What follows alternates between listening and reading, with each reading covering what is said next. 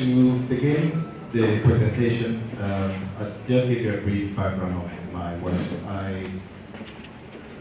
I was trained as a painter, so I had my first degree in secondary at K University in the same department.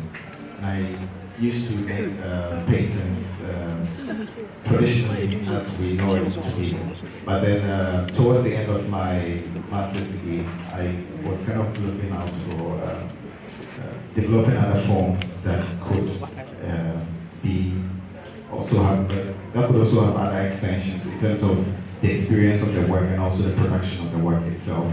So along the lines, I started my interest grew heavily in old materials.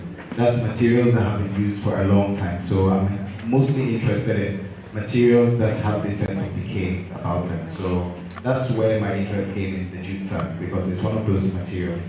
And crisis is always the point of departure for me in terms of looking at production. And in terms of producing, production as a form in itself, I'm always interested in how the artist intervenes within the medium of production or the systems in which he's producing the work within.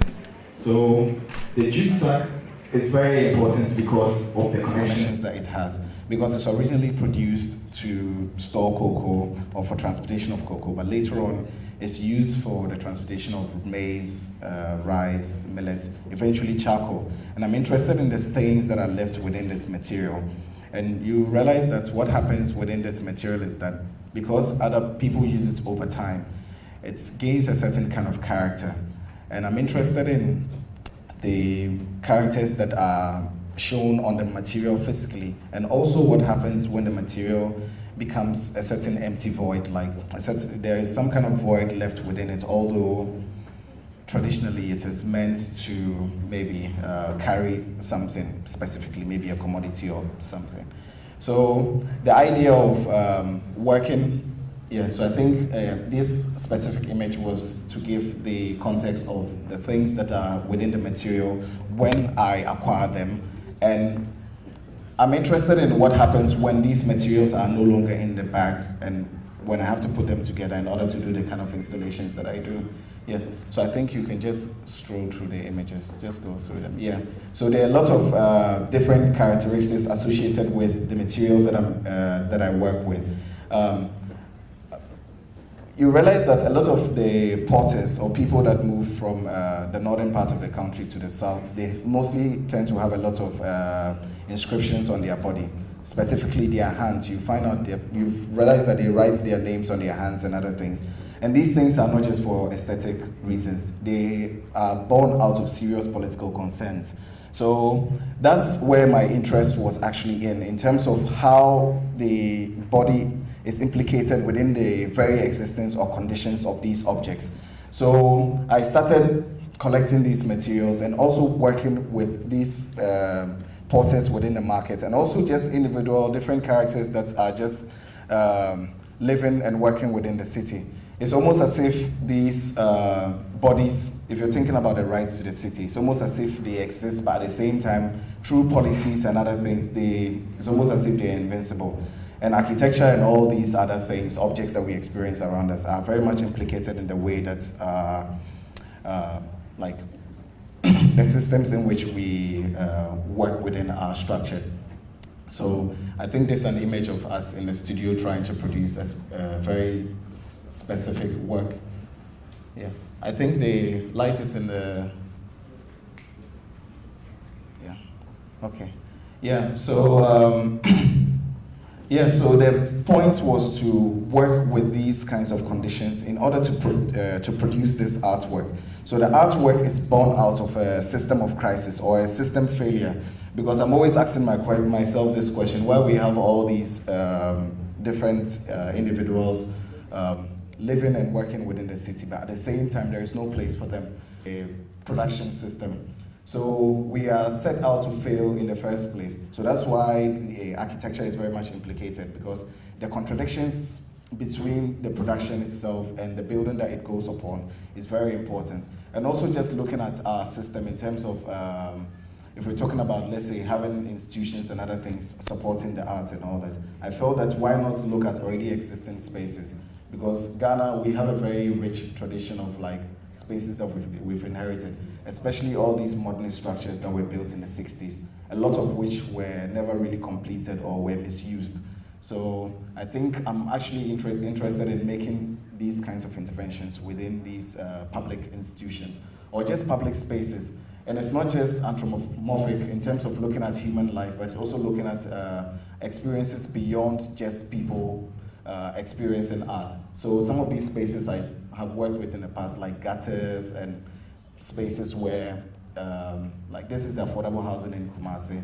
So you have a lot of people living there, squatters, but mostly when we talk about it, we're always talking about how we have all these criminals living there, but we've never really spoken. What we don't speak about is the system that creates these things.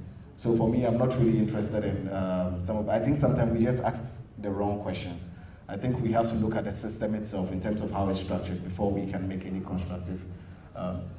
So as I've spoken about, I work with a lot of these squatters, and this is the National Theatre project that we did a couple of months ago. So sometimes we could work with as much as maybe 100 people at a time, aside maybe working with institutions abroad. But I think the independent projects here are the most important because of the political concerns and how I allocate the various resources in terms of the whole production of the work. Yeah, I think just scroll through. There are lots of the images. Yeah. So this was the Ghana Must Go to Town last year at the Science and Technology Museum. If you go to the next image, you realize that the work changes over time. So that was that idea of the crisis that I was talking about. And also just literally embedding, like placing these characters. The women that you see there are the kayayes in the market. And I mostly work with them by introducing them, their physical being, into some of these spaces, because it's almost as if we live in a state within these democratic systems. At the same time, our very bodies are excluded out of most of these spaces or structures that we've created for ourselves. So just not physically introducing the material, which is very, very heavy in terms of what it contains, but also introducing these bodies physically into these spaces. This is KNUST. Sometimes when we do these projects, we do them concurrently. So we work with maybe, this project actually included about 20 buildings. So I covered about 20 buildings all together. And they were across different spaces. There were parts in Kumasi, in the university, at affordable housing. There were parts in Accra, at the silo in Accra, at the North Industrial area. We also had some spaces like apartmental complex that were being built around the Flagstaff House and all that. So, so I do a lot of research. I go into the archives a lot. I'm very much interested in architecture, so I practically interested in the void or the spaces in between things. So, so looking at the relationship between that sense of occupation, between what is there and what isn't there, like do these kinds of things. Just keep going, just keep strolling through. So there are lots of different buildings, museums, libraries, libraries in terms, so I'm interested in the things that are, so market spaces or bridges that are being built, the inside of the space itself and how it's experienced. So this was in Italy at the Venice Biennale, looking at the architecture or the spaces that reveal through the artwork itself, like even indoor with the architecture. This was in Michigan, the Broad Museum.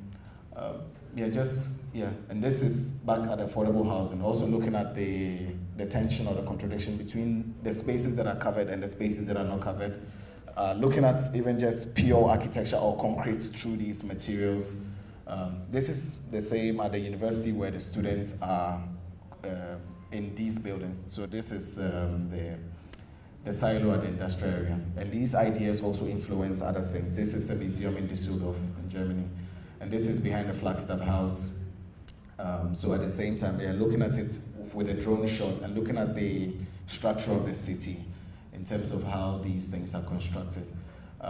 And this is the most recent project at the National Theatre. So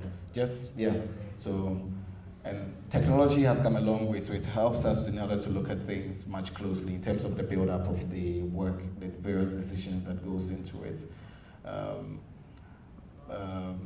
Yeah, so just pause here. The image, yeah. So the point was also about looking at the work in relation to the city. And as I spoke about before, I work with different spaces concurrently. So it's not just about the National Theatre. Just go to the next image. Yeah, so just pause here. This is, this image. So this is the Switchback project, which is being built next to the Flagstaff House. So I'm mostly very much interested in the idea of construction. I'm very excited when I see things being built, but when they are done, it's mostly very disappointing in terms of what they end up becoming. And I think architects in the 21st century have a very big responsibility to play in terms of how human life is constructed and all that. And mostly we don't put into consideration when we are designing like the city or buildings. We just think we want to design the most interesting structure. So I think that's where the idea of the covering becomes important because of the tensions that are embedded within these different forms, characters that are involved in the production of these things, because if people are always annihilated from the things that they produce. And I think that coming back into the context of maybe our system in terms of how we produce and how we consume, I think it's very, very important for us to fundamentally still address certain concerns in terms of the basic human relation or the experience or the, I guess just the experience or the relationship between individuals and then just objects themselves, and how do these things speak with each other, and also how do objects also speak to one another, because once you cover the National Theatre with material that has gone through all these different processes with markings on them, it's no longer the same building, it's no longer the same thing. So I guess the question is about also opening up the dialogue beyond just creating works that end up being within specific spaces, because we're constantly asking questions about why we don't have institutions and other things. But I think through artistic practice, artists can also open up other spaces. When I made a proposal to the National Theatre, it wasn't as difficult as I thought, because they had been following my work. So when I sent the proposal, they were actually very open to receive this, because they realized that it was another form that they possibly hadn't thought about. So I think we as artists or creatives, we should see ourselves as kind of tastemakers or power brokers or something, in terms of how our work can also contribute to the already existing discourse, and also how our work, the work that we are doing, can change the course of history within the same practice that we're working towards in. I will end by saying one thing to note is that at the point of making art that endures through all time, most of the time, it is never really art at the point of making. So it's not as if there is something that is called art and then you're striving very hard to make it. Sometimes we make a lot of things and they are not art within that time, because it hasn't, because the contradictions between the system that we are practicing in hasn't quite aligned with it, or hasn't quite opposed to it yet. So I think if you have an idea in terms of if you want to make something, just go ahead and make it. Once there is integrity in it, and once there are genuine concerns, and once you know exactly what you're doing, I think posterity will judge for itself. So thank you very much. Thank you very much.